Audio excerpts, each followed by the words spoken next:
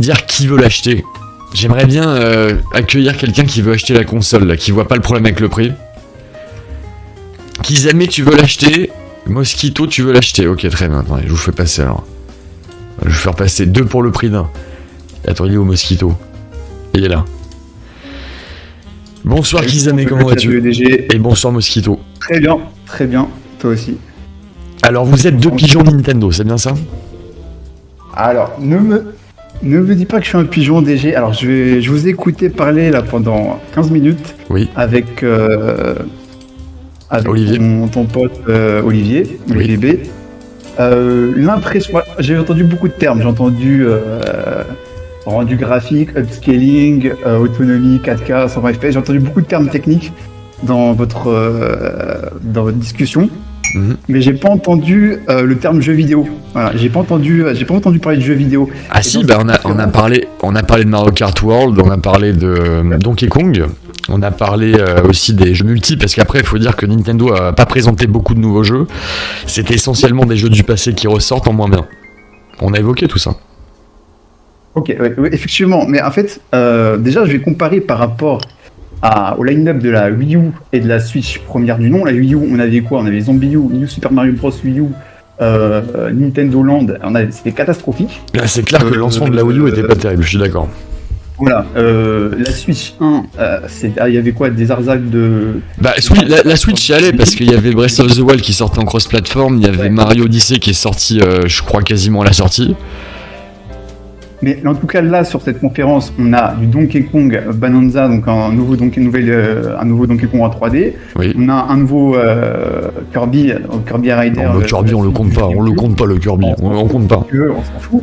On a un nouveau James Bond qui va arriver. Bah, non, mais il arrive pas tout de suite. Attends, on parle du line-up ou on parle pas du line-up là? Ça c'est dans 2-3 mois quoi. Le Donkey Kong déjà il est pas au line-up, il est en juillet. Oui, 3 mois après. Metroid il est pas non plus annoncé au line-up. En fait au line-up il y a Mario Kart World. Et après t'as des jeux d'éditeurs tiers comme CD Projekt Red, Cyberpunk sortira le 5 juin. C'est un peu juste, après si on parle de l'ensemble des jeux qui vont arriver, je trouve ça quand même assez correct. Après vous avez parlé du prix de la console, j'ai vu beaucoup d'influenceurs etc. Et ça me déçoit un peu que vous tombiez aussi dans le panneau. Alors quel panneau? Parce que dans le panneau de la critique facile du prix de la Switch, faut savoir que le prix d'une console de l'hardware, etc., c'est super cher. Il suffit de voir la PS5 Pro, ils la vendent à 800 balles parce que en fait ils la vendent à perte s'ils la vendent pas à 800 balles. Ah oui, non mais attends, et Sony c'est pas la même chose que Nintendo. T'as bien vu qu'au Japon ils la vendaient à 300€ et quelques apparemment la console. Et on estime son coût de construction à 200€ à peu près. Là on se fait retirer complet. Là ils la vendent pas à perte la console, t'inquiète pas. Hein. Là ils vont pas la vendre à perte à 500€. Bah non. Ils vont pas faire un bénéfice. Oui, mais déjà ils font des bénéfices de fou. Ah bon, ils vont pas faire de bénéfices alors qu'ils vendent la console 300 balles au Japon? Non mais DG, oui. Attends, DG, oui. C'est même encore pire, parce que là on compare à une PS5 Pro, mais c'est plus cher de fabriquer une portable qui tient compte, déjà il y a un écran, il y a des compromis à faire avec une batterie, etc. Enfin c'est beaucoup plus compliqué de miniaturiser et d'essayer de fabriquer un système portable qui sort des performances à peu près correctes aujourd'hui. Enfin, un ordinateur portable gamer, ça coûte 2 fois plus cher qu'une config PC fixe dans une tour, quoi. Enfin, c'était logique en fait. Donc, on peut pas comparer les prix à un moment donné d'une console qui est fixe comme la PS5 et d'une console où il y a quand même la question de la portabilité et où ce qu'on a vu et ce qui a été annoncé au niveau technique. Pour le moment, ça dame le pion à beaucoup de consoles portables. Alors, c'est un peu normal parce que c'est une console qui sort, on va dire, beaucoup plus qui est plus récente que le Steam Deck, la ROG Ally, etc. Donc elle est un petit peu mieux sur certains trucs, mais déjà c'est 2 mondes que tu peux pas comparer. Non mais attends, parce que encore une fois, je vous pose une question, messieurs, elle est à 470€ chez nous. On vient de nous dire qu'apparemment elle était à 300€ au Japon. Comment expliquez-vous cet écart de prix? Mais ça c'est le yen, c'est le problème du yen. C'est le problème du yen. C'est quoi le problème du yen? Le problème du yen, c'est qu'il y a un taux. Ouais, c'est quoi? Il y a un taux de change qui est catastrophique en fait. Au Japon, si elle était... Attendez, parlez pas en même temps, on n'entend plus rien. Mosquito, vas-y, on t'écoute. En fait, le problème, c'est qu'au Japon, si elle était équivalent du prix américain et européen, en fait, au Japon, personne ne peut l'acheter, en fait, cette console. Comment Parce ça? que le problème, c'est que le taux de change dollar-yen, il est très défavorable au Japon actuellement, tout comme le taux euro-yen. Parce que le yen s'est effondré pour les questions des cryptos, etc. Bon, Et tu crois que là, dans l'économie Et actuelle le en problème, France, c'est tout le que monde c'est peut ça. mettre Et 470 le but € de dans une Nintendo, console? J'ai pas entendu ta question. Est-ce que tu crois, avec l'inflation qu'on connaît là depuis un certain moment dans notre pays, est-ce que tu crois que tout le monde peut mettre 470 € dans une Switch? Non, alors non. Ce qui est vrai, c'est que le public, famille, enfants, etc., il est exclu de cette console pour le moment. C'est clair que c'est pas pour eux. C'est pas un. Attendez, j'ai ma fille qui râle. Je vous reprends. Très bien. Kizame, est-ce que tu veux reprendre? Ouais, je vais reprendre. En fait, moi j'ai l'impression que avec Olivier B, vous avez fait comme si, en fait, vous faites comme si la console, vous la comparez en fait à la Series X, à la PS5 directement. Or, ça reste une console, faut pas l'oublier, une console portable. C'est une console portable, la Switch 2. Et Oui, on sait bien, malheureusement. Voilà. Mais du coup, pour une console qui fait portable, je trouve que le rendu technique, il est déjà très correct. Après, il n'y a pas que la technique dans la vie. Il faut aussi regarder les jeux. On les regarde bien, les jeux. Je t'assure, on les regarde. Hein. Tu les regardes. T'as pas aimé, par exemple, la nouvelle IP là de From Software, donc Duskblood. T'as pas aimé ce qu'ils ont présenté? Non, pour l'instant, je suis très déçu. Non, pour moi, c'est de la prostitution. On revient en arrière. Non, mais t'as vu la gueule de Bloodborne en 2015, il y a 10 ans? Ouais. Est-ce que t'as l'impression qu'il y a le moindre écart technique avec ce qu'ils ont présenté aujourd'hui? Pas énormément. Je vais pas. C'était il y a 10 ans. Mais... Il y a 10 ans. Ouais. Après, je m'attendais pas. Vu que c'est une console qui se veut être un hybride portable salon, je m'attendais pas à ce que ça ait la gueule d'un jeu PS5, quoi. Mais après, voilà, quoi. Mais je suis quand même content de ce que ça a présenté en termes de line-up. Mais moi, encore une fois, ouais.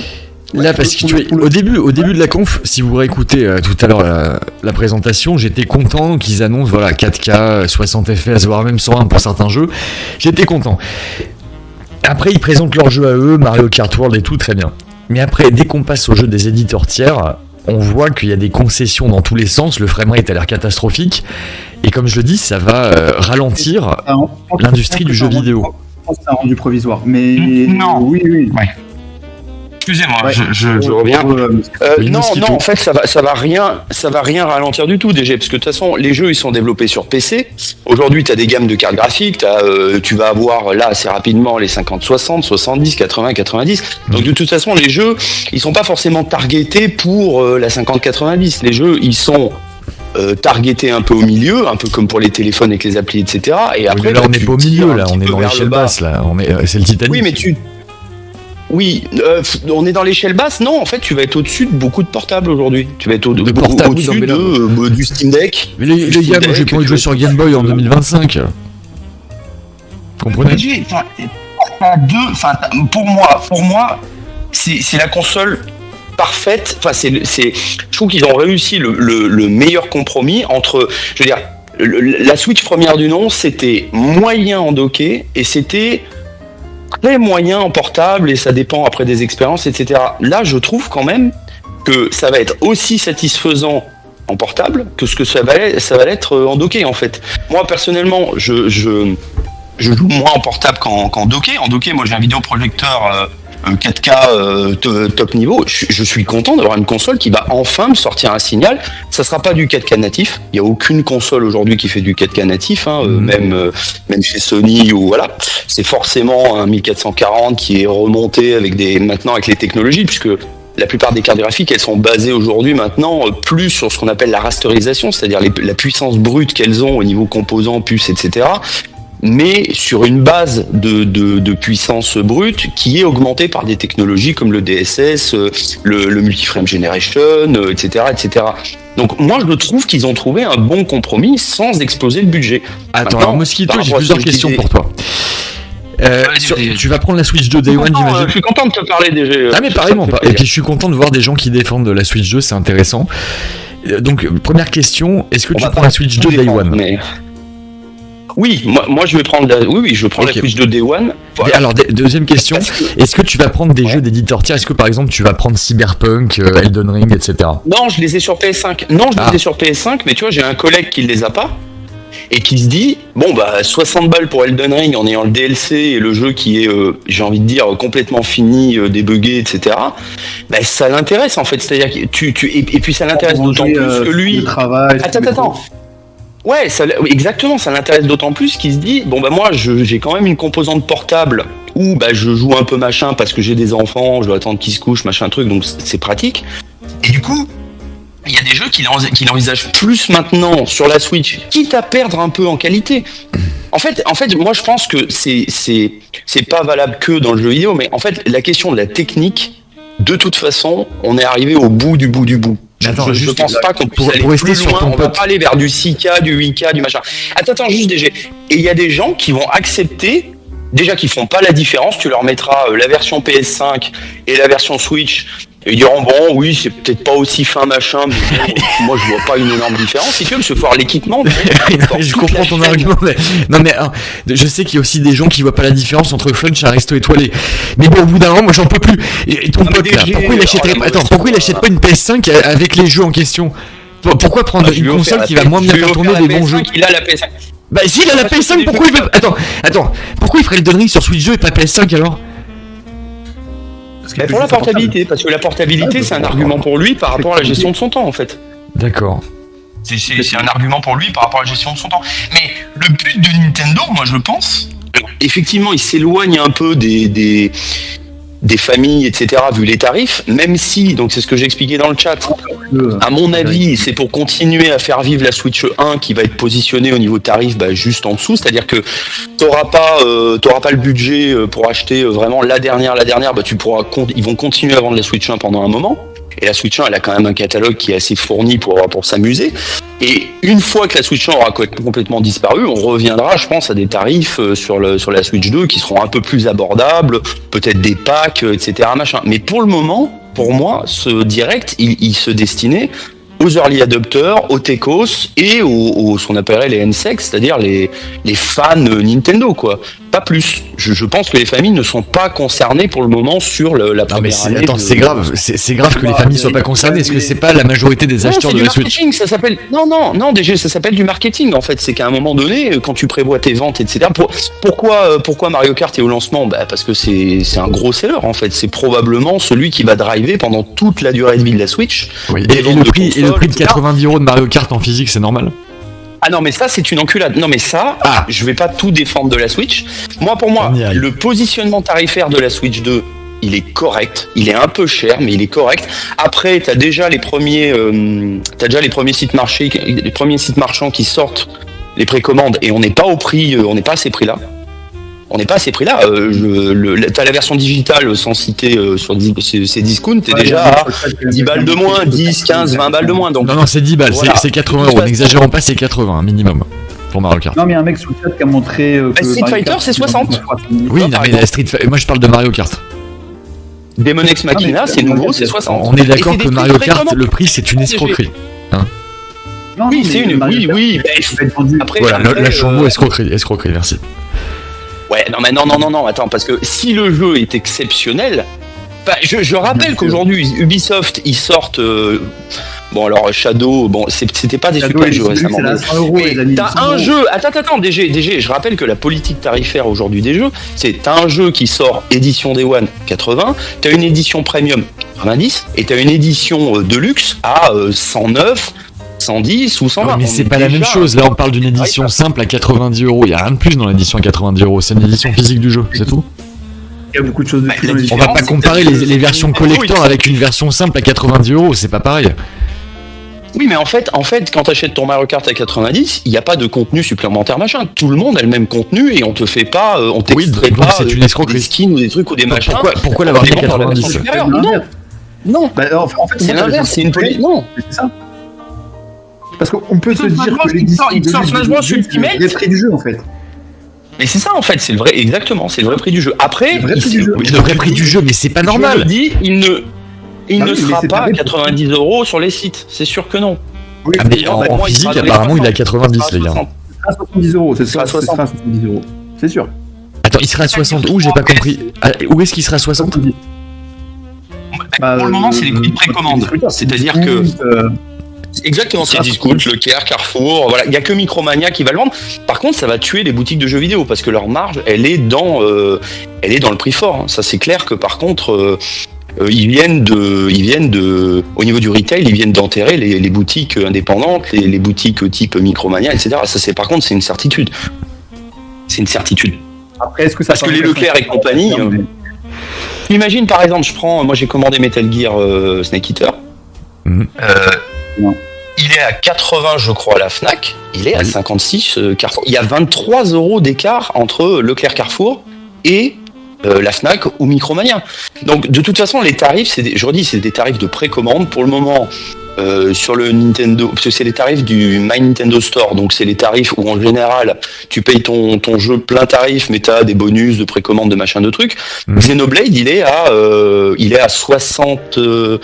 il est à 60 ou 70, je crois, sur le My Nintendo Store, pour comparer.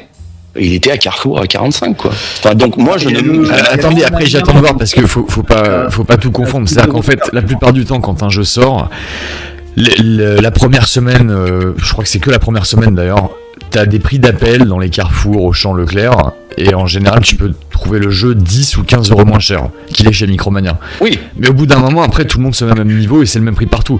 Donc, à terme, Mario Kart... en physique sera 90 € partout en physique. Je sais pas, moi j'y crois pas trop. Non, mais moi j'y crois pas du tout. Mais sur le site de Carrefour, il est à 70 €. Donc non, pas du tout, je pense pas. Kizame, je t'entends pas très bien. Tu as dit quoi? Ouais. Dans le chat, il y a quelqu'un qui a posté que sur Carrefour, il était à 70 € le jeu. Pour l'instant, précommande pour la première semaine, j'imagine. Non, je pense pas qu'il sera à 90, ça m'étonnerait. C'est le prix officiel. Non. Ah, on verra.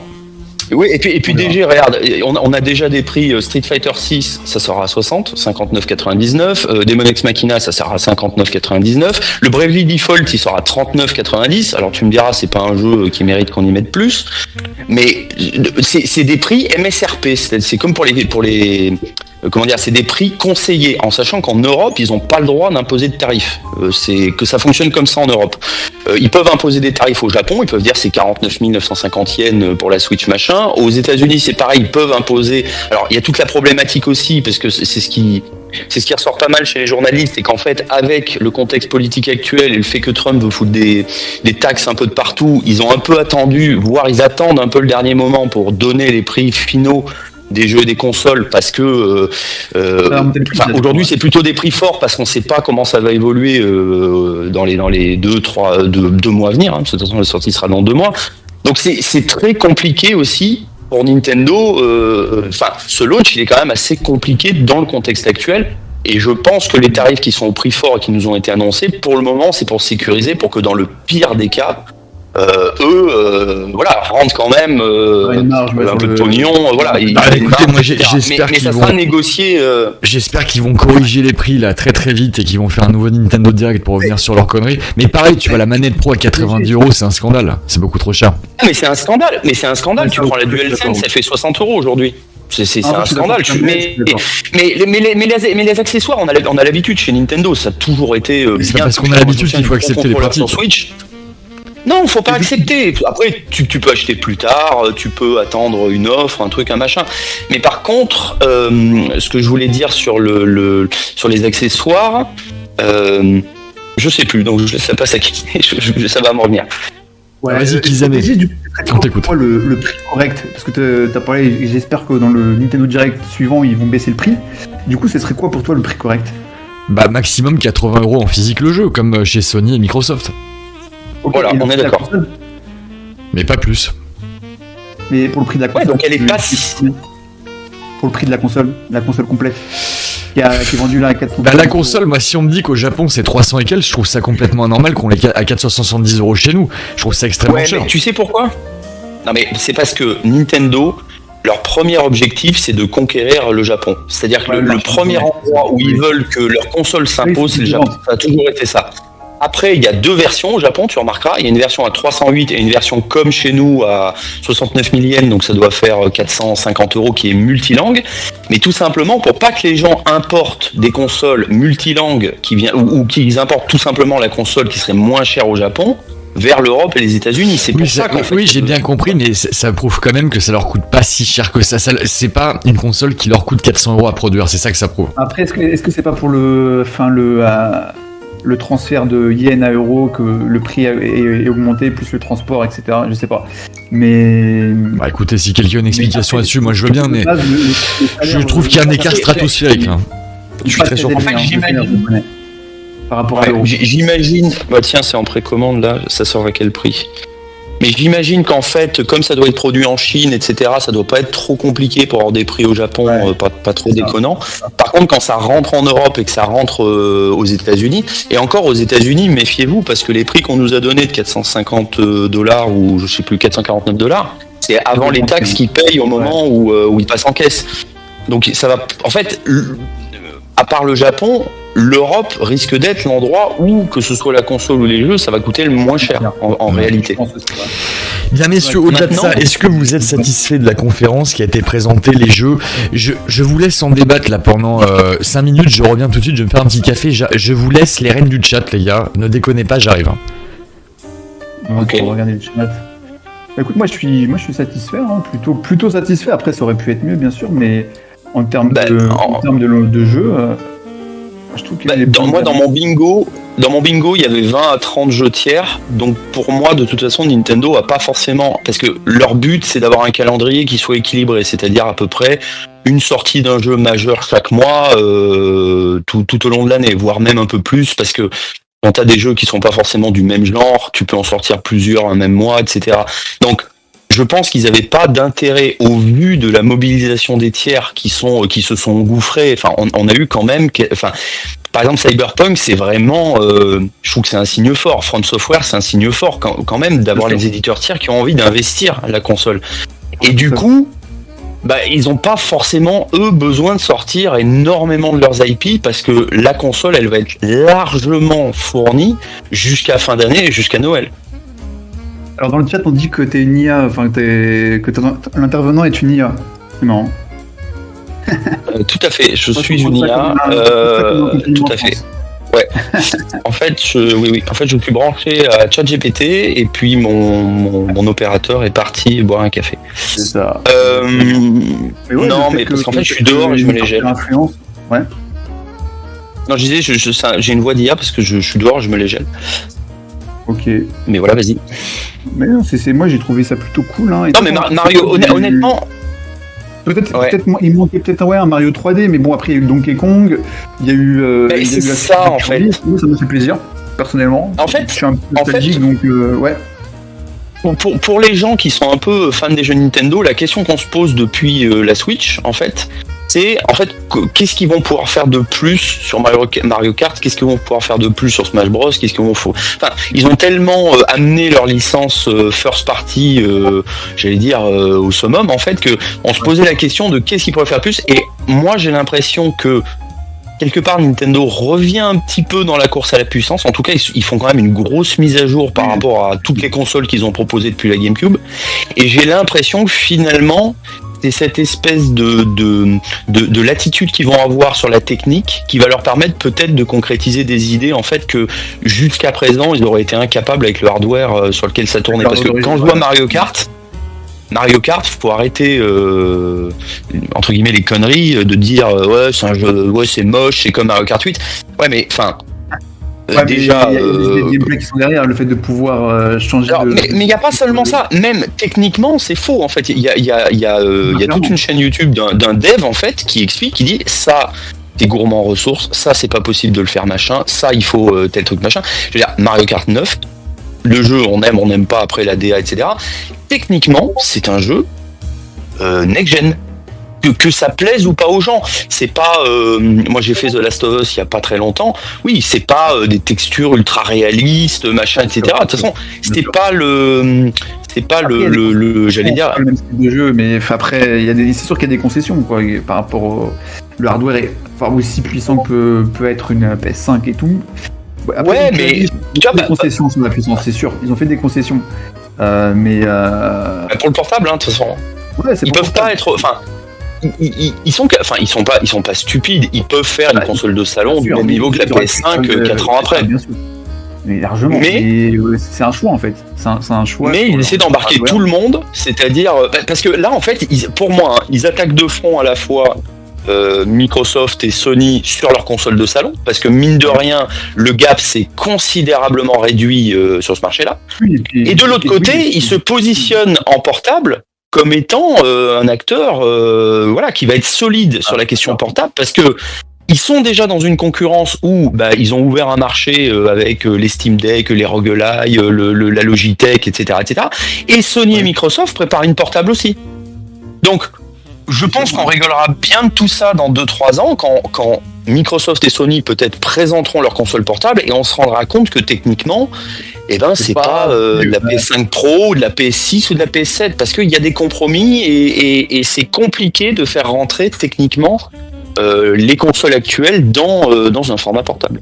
Un format portable sans exploser le budget. Je pense qu'ils auraient pu faire quelque chose, mais peut-être une plus grande, plus grosse et un prix plus élevé. Ça aurait pas été forcément très rentable parce que tu mets. Ah messieurs, je suis de retour. Non, mais par rapport à Mario Kart, est-ce que vous voyez une quelconque différence sur le modèle des personnages? Pour le modèle? Oui. Ouais, t'as tout un tas d'animations qu'il n'y avait pas en fait sur les personnages avant, sur les tissus, sur les cheveux, sur la moustache qui bouge, les expressions de visage, etc. Après, ça reste des modèles qui sont assez proches de Mario Kart 8, mais ils sont beaucoup plus poussés.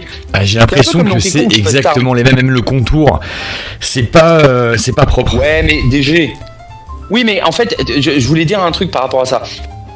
En fait, t'as pas besoin d'avoir un personnage ultra détaillé, étant donné que tu le vois de dos pendant toute ta course. Tu vois ce que je veux dire? Si t'as de la. Non, mais oui, mais si on commence à tout excuser comme ça, on n'avancera jamais. Le problème, c'est que là, moi, je ne vois aucun gap avec le précédent. Je vois juste que la résolution est meilleure, c'est tout.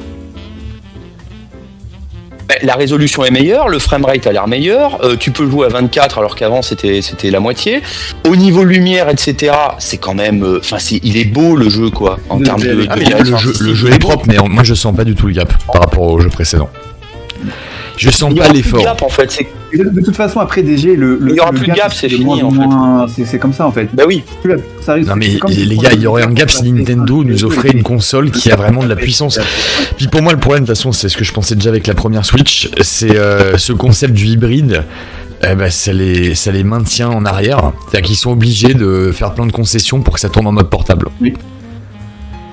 Ah mais c'est leur histoire DG, en fait, ils viennent de la portable et ils peuvent... Oui, mais pendant très longtemps, il y avait une portable et la console de salon à côté. T'avais les deux.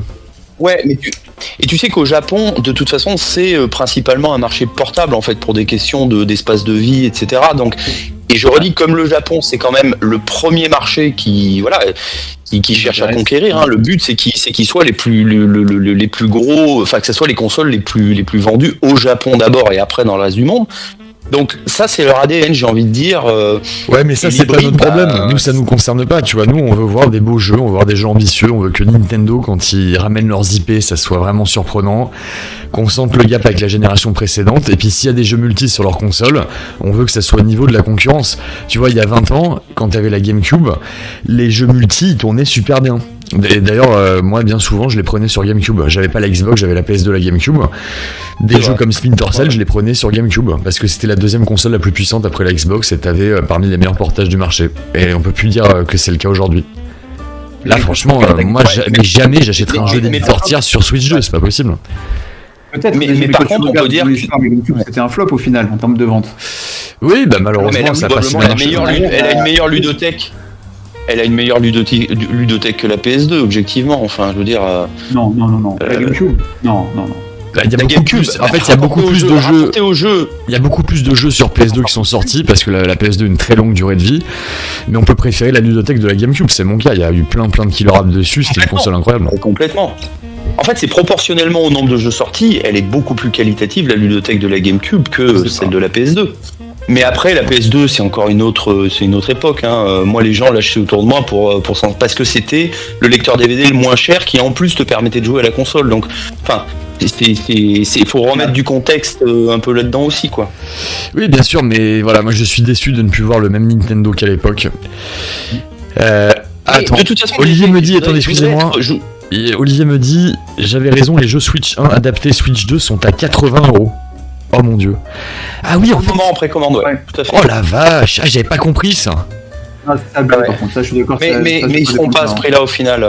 Oh là là là là. Mais juste un truc, moi, de toute façon, moi je voudrais mettre juste un peu d'optimisme là-dessus. Bon, déjà, on a eu un direct de lancement, c'est-à-dire que c'est pas représentatif de tout ce qui va sortir, ne serait-ce que dans la première année de vie de la console. Il y aura cet été, comme d'hab, le Summer Game Fest. Nintendo fera son direct en août ou en juillet, donc ils vont annoncer des jeux pour la fin d'année. Voilà, là c'est le launch, on se concentre sur le launch.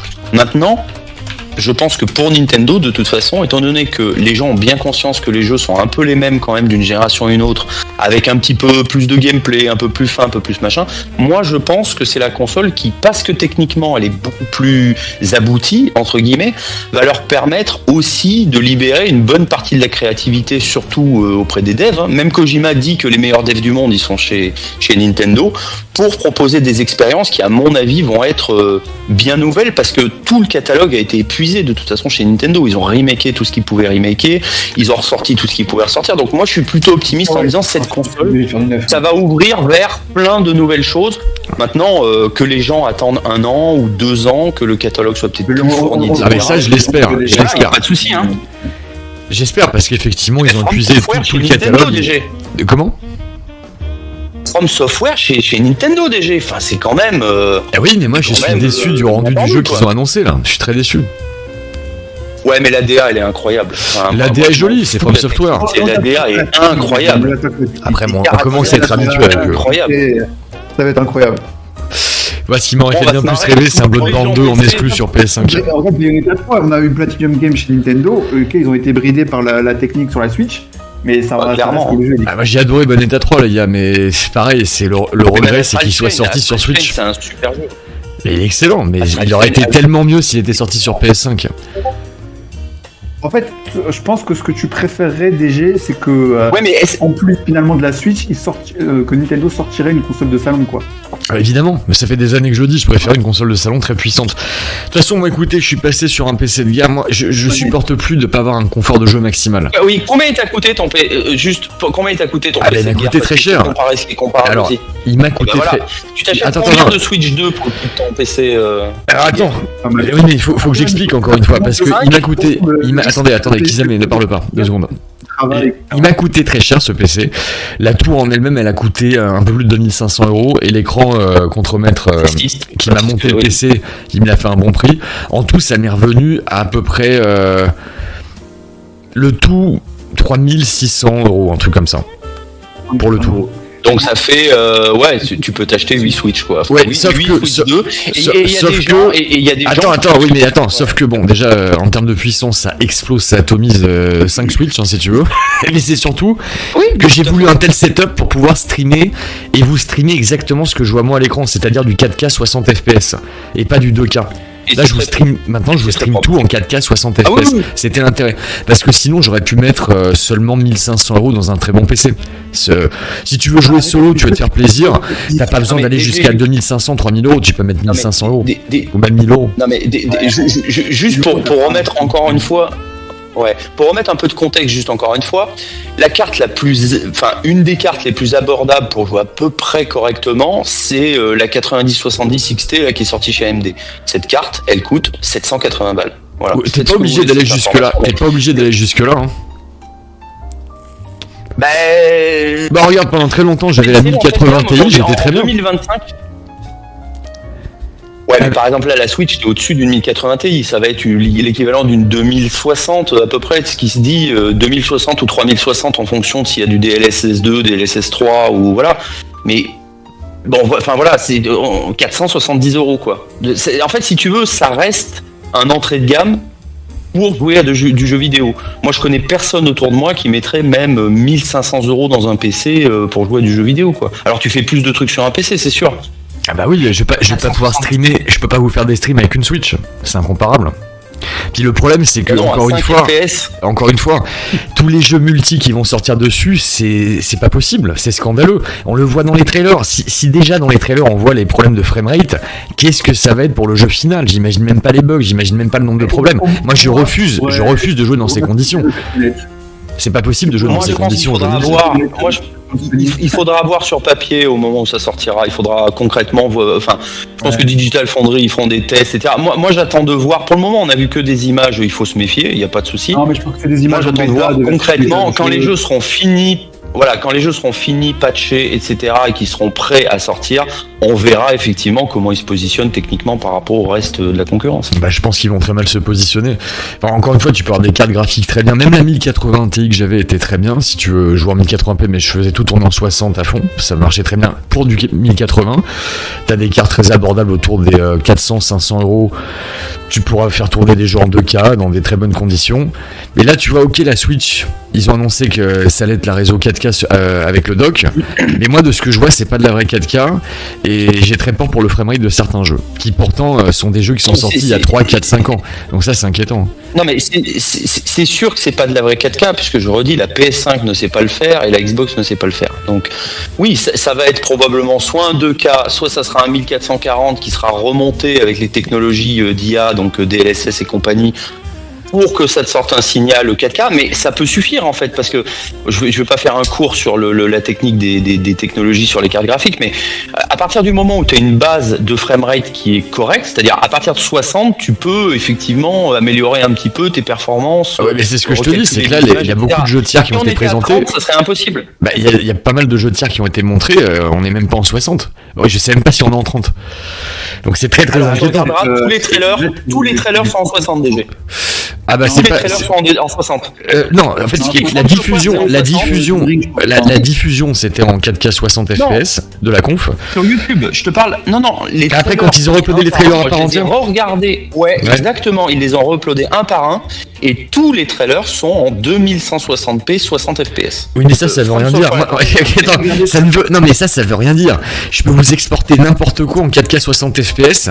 Je sais pas, même là, regardez, je vous diffuse un stream en 4K 60 FPS. Bah, si vous voulez, je peux vous diffuser un truc de merde. Attendez. Non, mais c'est pas la résolution native.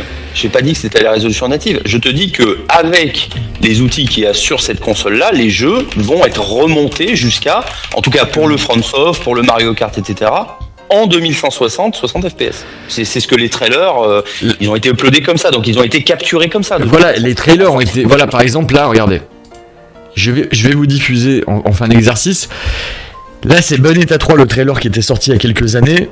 Moi, je vous le stream en 4K 60, mais sur la chaîne de Nintendo, comme vous allez le voir, il est en 1080p. Mais là, peut-être que certains vont croire que c'est du 4K, parce que moi, je diffuse en 4K.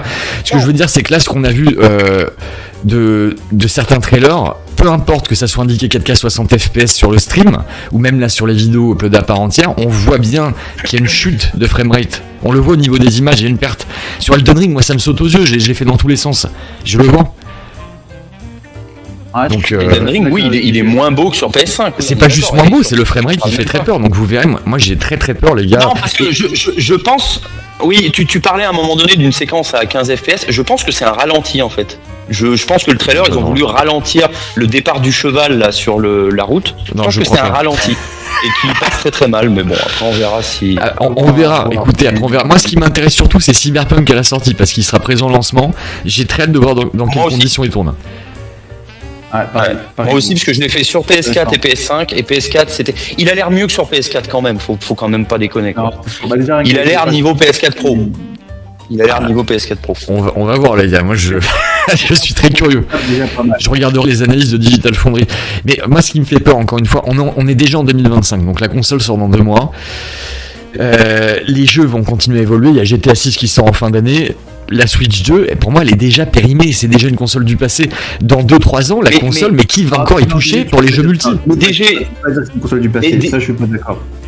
DG, tout est périmé en fait. Je veux dire, sur PC, on fait même plus l'effort d'optimiser les jeux. Heureusement qu'il y a les consoles quelque part pour contraindre les développeurs à essayer d'optimiser les jeux parce qu'ils ont un cadre qui est fixe, c'est-à-dire ta carte graphique, tu peux pas aller plus loin que celle qui est intégrée dans ta console. Le problème, c'est que sur PC, on sort des jeux, ça marche très bien pour la dernière carte sortie machin, et pour tous les autres, c'est la merde. La plupart du temps, les versions console sont mieux optimisées, à quelques exceptions près, que les versions PC, parce que sur PC, on en a plus rien à foutre de faire de l'optimisation. Donc, moi qui ai un moment c'est donné pas vrai. un cadre, J'ai aussi fait un contre-exemple. Alors, regardez, Assassin's Creed Shadows. Pourtant, je suis pas fan du jeu du tout. Mais il vient de sortir. Et ben, le jeu tourne impec. Là, il était super bien optimisé sur PC. C'est hyper agréable à prendre en main. Si t'as un PC qui est un peu en dessous, tu verras la catastrophe, quoi. J'ai pas compris. Qu'est-ce que tu as dit, Kizame? Contre-exemple. Ouais. Kizame, tu as dit quoi? Du contre-exemple. Elden Ring tournait mieux sur PS4 que sur PS5 que sur PC. Voilà, faites ce que vous voulez de cette information-là, mais la pire version, c'est la version PC. Et toute la non, alors elle tournait. Alors je suis pas d'accord parce que j'ai testé avoir des patchs et compagnie. J'ai testé les deux versions à l'époque et la version PC tournait beaucoup mieux. La version PS5. Non, il y avait beaucoup plus. Non, il y avait beaucoup plus de problèmes sur la version PC que sur les versions. C'est pas ce que j'ai vu. J'ai même fait le test à l'époque.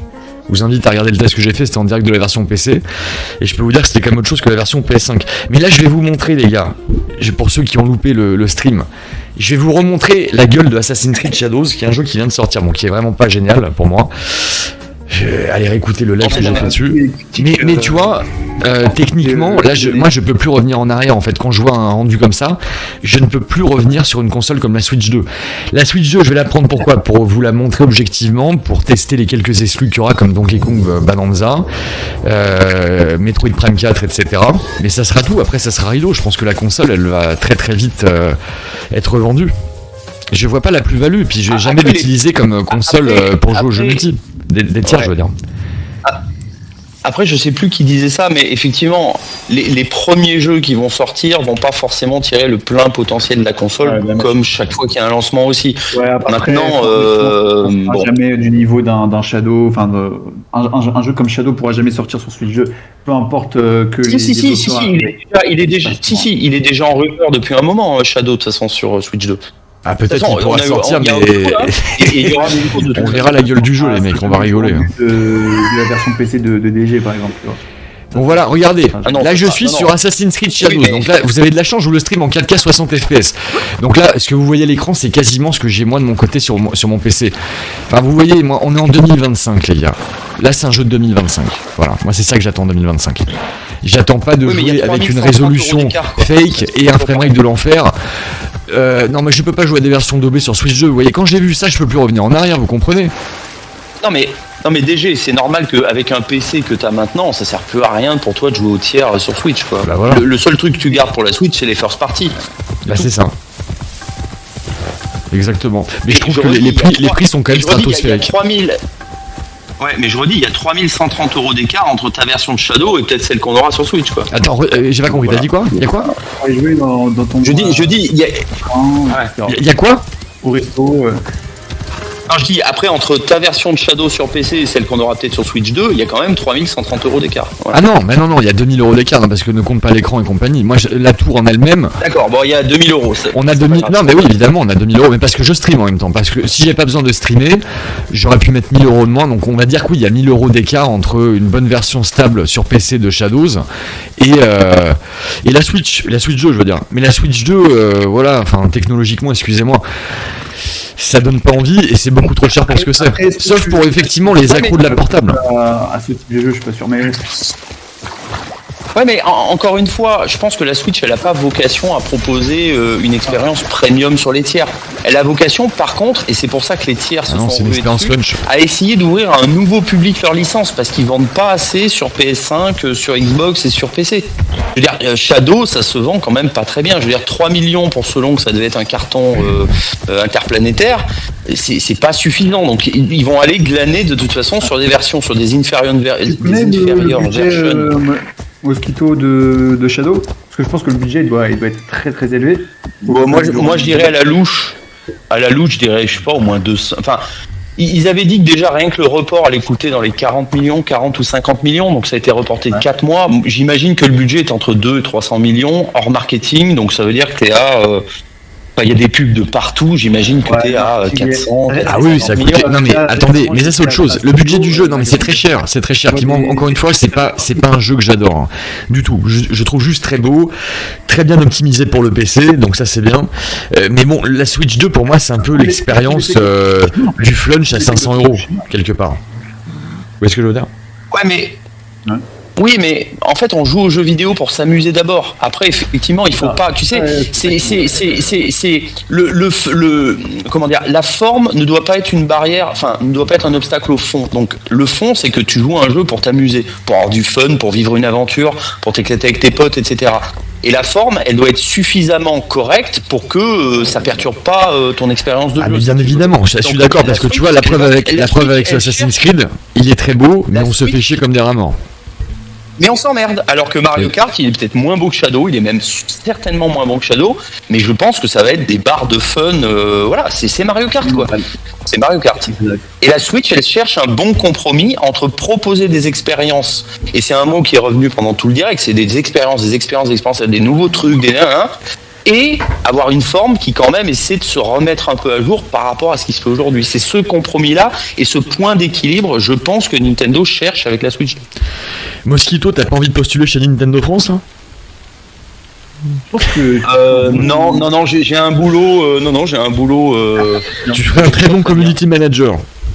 Très très bon community manager. Ouais. Et Kizeno, on t'entend pas beaucoup. Non, mais alors moi. Non mais alors peut-être pour nuancer tout ce que j'ai dit, ça reste, enfin le jeu vidéo c'est de plus en plus cher, ça c'est clair. 90 balles pour un jeu, c'est tu fais un plein de bouffe pour un peu moins d'une semaine aujourd'hui parce que ça a quand même bien augmenté et c'est pour moi c'est un loisir complètement superflu quoi. Je veux dire surtout dans le contexte actuel, donc je comprends parfaitement que ça fasse râler et c'est ça que je voulais ajouter tout à l'heure, j'ai oublié. Tout le monde gueule sur les commentaires des vidéos, sur Twitter, etc., sur le prix des jeux. Personne n'est d'accord avec ça.